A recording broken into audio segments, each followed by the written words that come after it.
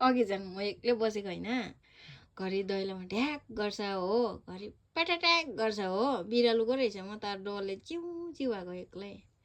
लु खानु न छिटो कस्तो भइछ भन्नु त यहाँ बेलुका यो बिचमा यो फोनले गर्दाखेरि प्लाट प्लेट ट्याकटुक भयो है केही त्यो हुँदैन त्यहाँ कसले राखिदिएको भनेर कसले भाइसँग सब टिपटाप पारिकन त्यहाँ राखिदिएको अलिअलि काम आउनु परेन अन्त लु खाउ न छिटो टेस्ट गर्नु त टिपटाप पारिकन त्यो चोइटाहरू पनि क्या टाल्नु हुन्छ क्या टिपटाप पारिकन राख्दिएको